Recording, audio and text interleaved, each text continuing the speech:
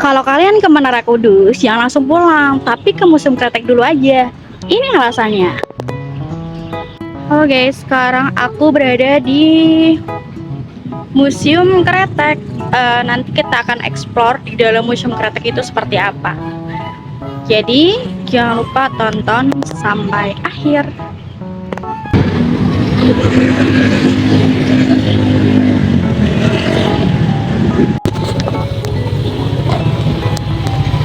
Jam berapa? Jam 15.15. Oh ya.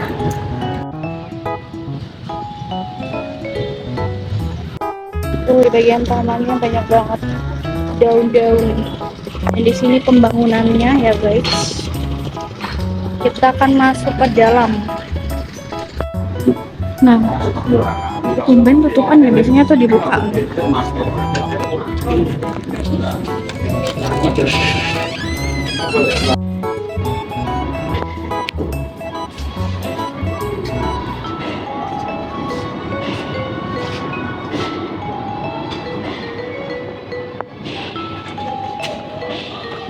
Nah, setelah beberapa bulan gak kesini, ternyata tuh di sini banyak yang baru-baru ya spot-spotnya.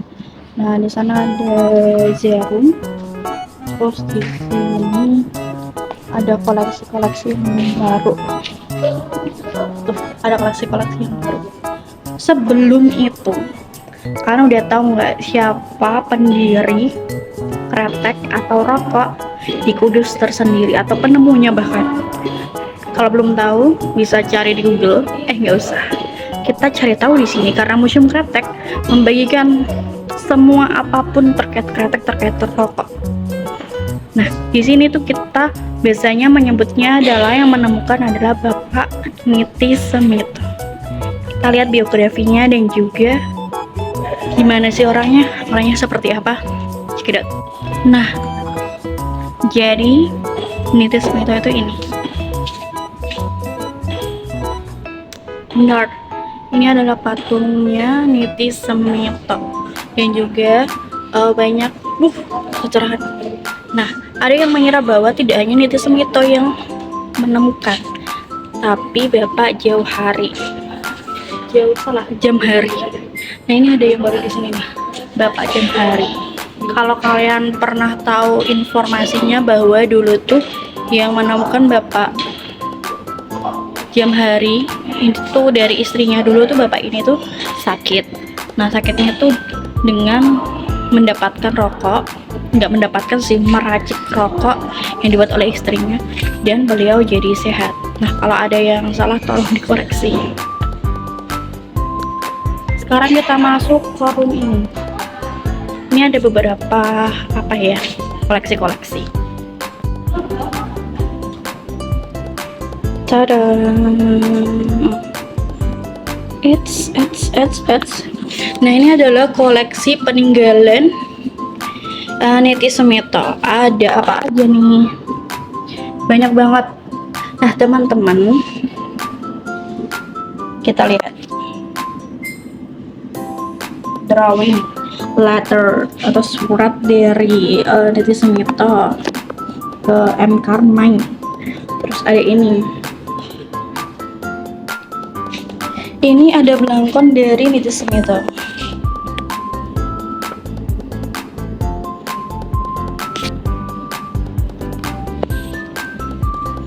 Kalian ada yang pernah lihat rumah kembar ini di Kudus? Ini masih ada ya di Kudus ya, cuman nggak boleh diakses sama semua orang. Jadi hanya beberapa orang aja yang boleh mengakses. Dan aku pernah masuk ke situ. Nanti aku liatin videonya.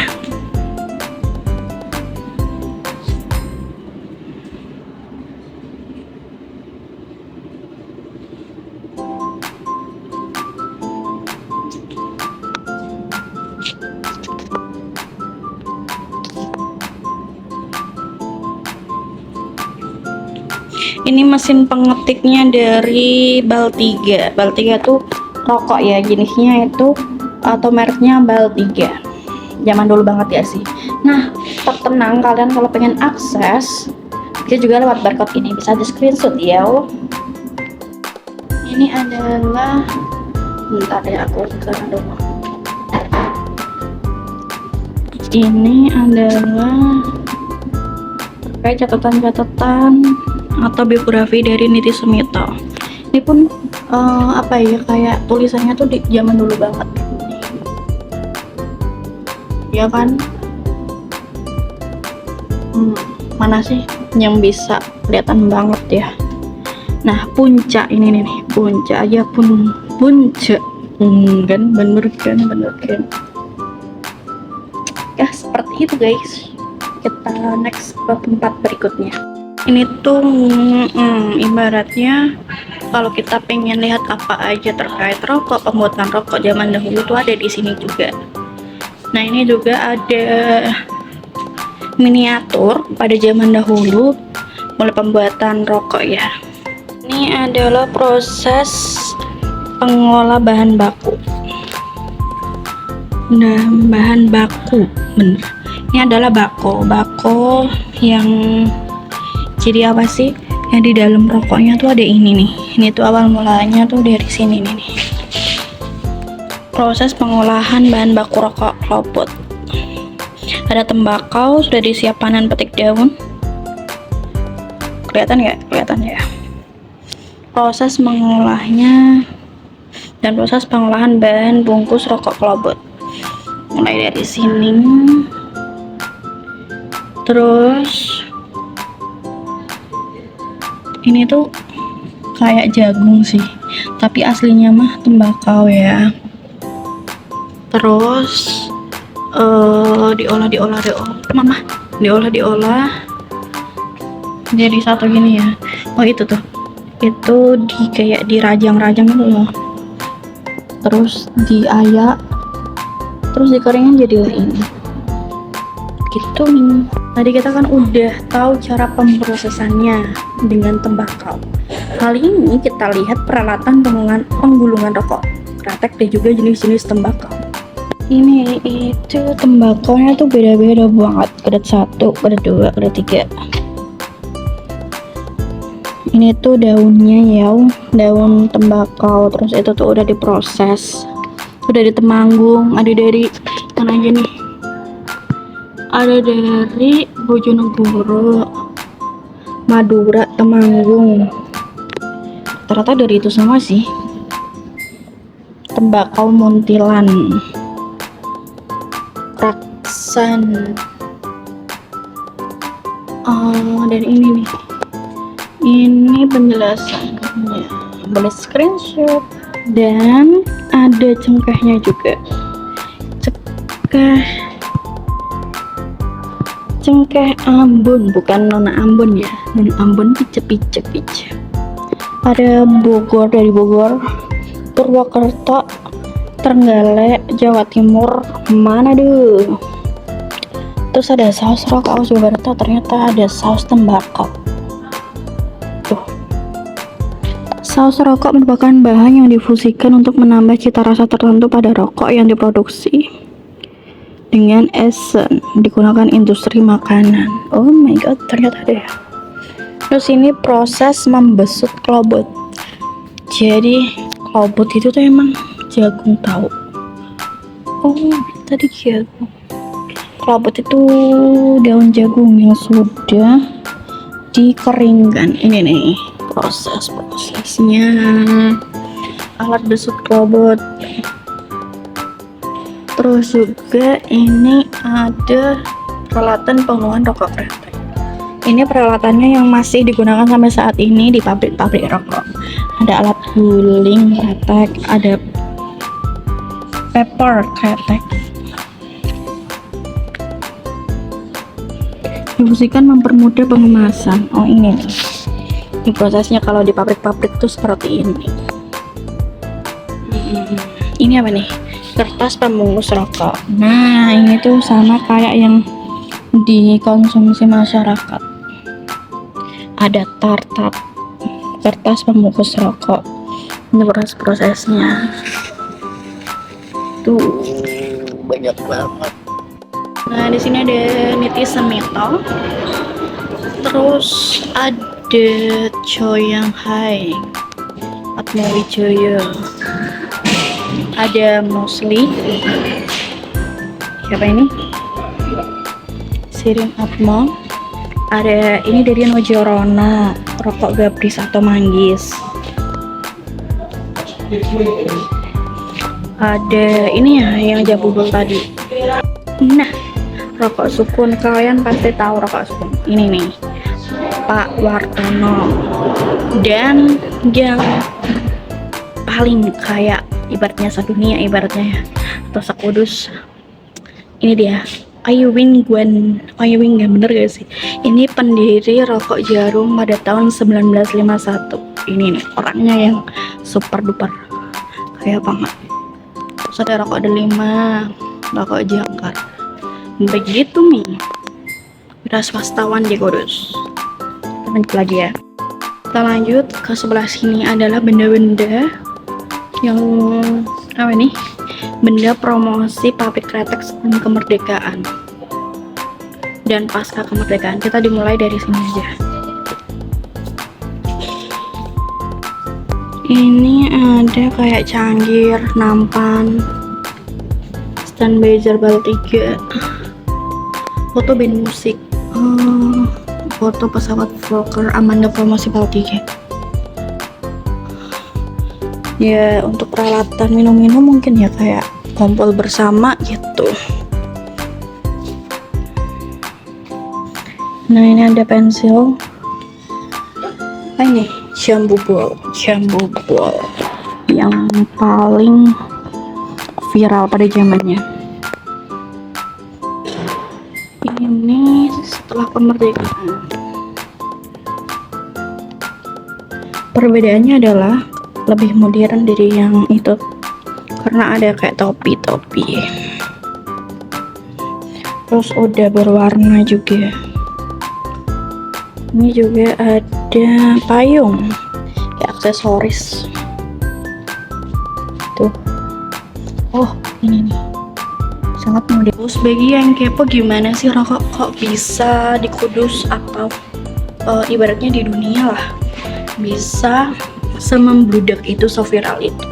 Kita lihat nih struktur organisasi perusahaan rokok kretek modern. Ini adalah struktur organisasi perusahaan rokok kretek modern yang bisa sebagus itu manajemennya. Dari pertama pastinya bersama kayak yang lain sih menurutku. Direktur utama atau managing director, direktur pembelian, direktur produksi, keuangan, personalia, lead bank, pemasaran, dan pokoknya paling ujungnya itu di agen-agen. Jadi memang kayak apa ya, komplit karena kayak ada terkait material warisan, development. Jadi dari detail-detailnya memang diperhatikan. Kenapa kok aku bilang seperti itu? Karena paling jadi belvok atau salvoknya tuh di agen-agen ini. Keren sih. Sekarang kita lihat cap rokok kretek Tempo dulu. Cap tuh ibaratnya yang di dalam kemasannya itu ya. Ini. Sistem penggilingan rokok menggunakan tangan dan mesin ya. Ini sangat bagus sekali. Kita coba lihat di sini. Tradisional. Nah, ini dia yang kita lihat, yang kita cari. Ini mulai pertama ada apa ya, kayak bahan-bahannya tuh di dasarnya gitulah. Nih. Kemudian digiling. Itu di sana ada mesinnya juga. Kalau udah ini tuh udah dikemas. Nah, ini dikemas. Terus di sana juga ada. Pastinya tetap ada kayak QC, quality control. Dan juga tahap akhir di sini, terus pengiriman di sana. Keren sih. Ada dari 0 sampai akhir di sana. Bagi kalian yang kepo gimana sih aslinya tuh seperti apa, kayak alat-alatnya, bahan-bahannya, di sini ada meja linting. Ya tadi itu di meja linting, terus alat legend dari Madura. Tuh. Nah, Ini tuh bener-bener keren. Ini tuh kita bisa nyoba di sini nih. Ada rokoknya, ada kertasnya. Ini dari No Giorno. Tadi kan ada yang dari jarum ya. Ini dari No Giorno. Bener-bener ada rokoknya di sini, bisa disentuh. Nah, ini keterangannya. Di sini juga ada meja lintingnya. Oh, ini nih. Ini sport dari No Giorno, tadi di sana dari jarum, dan masih dari banyak lainnya. Dan ada kayak edukasi ke sini, pastinya akan diajak cara membuat rokok gitu. Gitu deh. Finalnya di sini pemasaran rokok dari Ramayana, alun-alun, dan ada kayak diem di pinggir-pinggir gitu. Dulu banget nih. Keren-keren.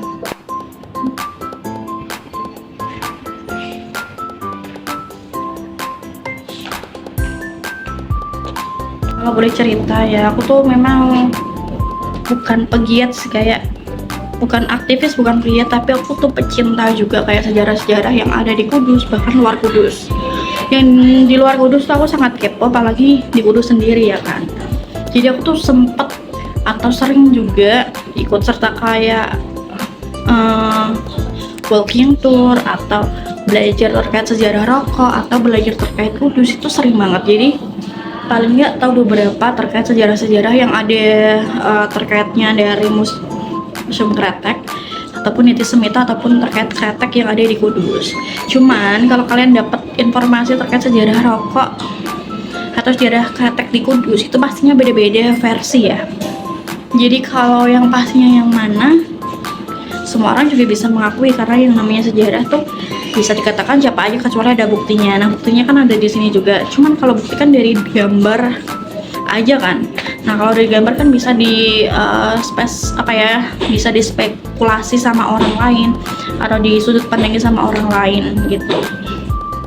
Jadi kalau kalian pengen banget tahu sejarah dari kretek yang ada di Kudus, bisa banget ke Museum Kretek atau juga bisa ikuti walking tour yang ada di Kudus, karena disitu benar-benar membahas terkait sejarah kota Kudus, sejarah berbagai sudut-sudutnya Kudus, tempat-tempatnya, dan utamanya terkait Niti Semito dan Kretek gitu.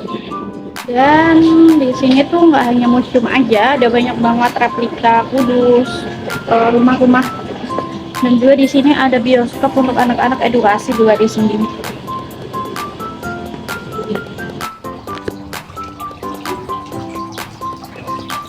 Di sini ada wahana waterboom, cuman kayaknya masih perbaikan deh. Tuh.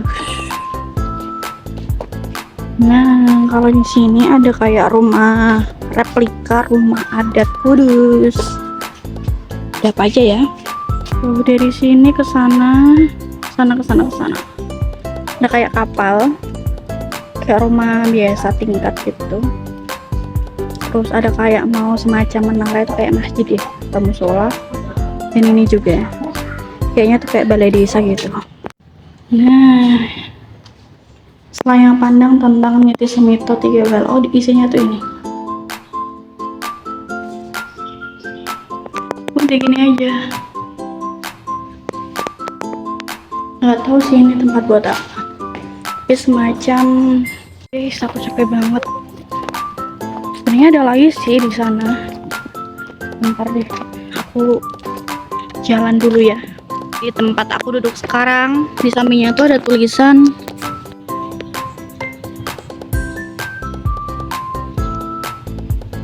aku tuh udah sering kesini ya, jadi kayak nge-reviewnya aku nggak tanya-tanya karena udah cukup tahu sih ya, walaupun nggak banyak. Mungkin kalau semisal aku di daerah mana, mungkin kayak di luar kota, emang aku kan bener-bener nggak tahu se-excited itu kan.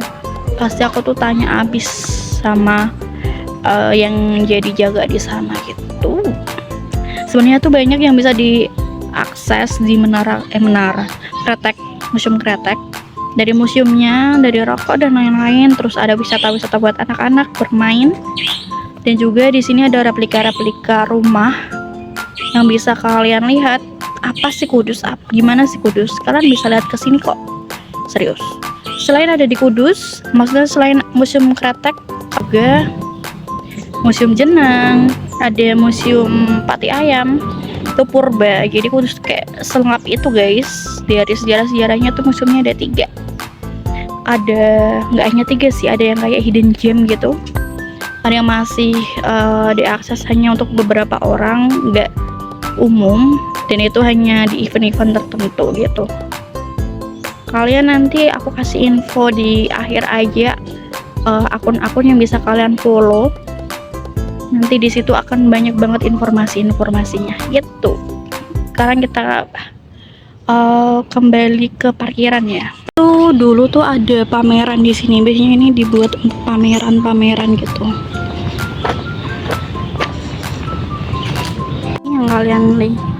Ini yang kalian akan cari, ini adalah replika yang sebenarnya rumah adat Kudus. Kita lihat, masuk ke dalam.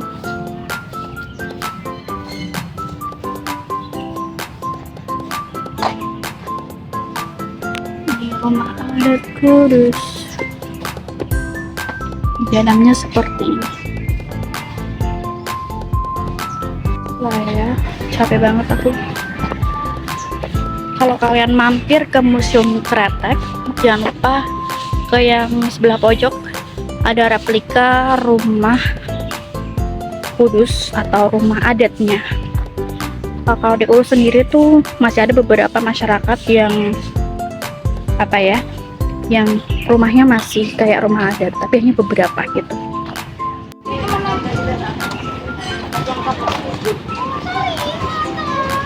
Dan kalau ke Museum Kretek nggak usah takut kalau nggak ada makanan atau minuman, karena di dalam Museum Kretek juga ada, dan di luar sepanjang Museum Kretek tuh banyak banget, karena orang-orang biasanya kesini gitu.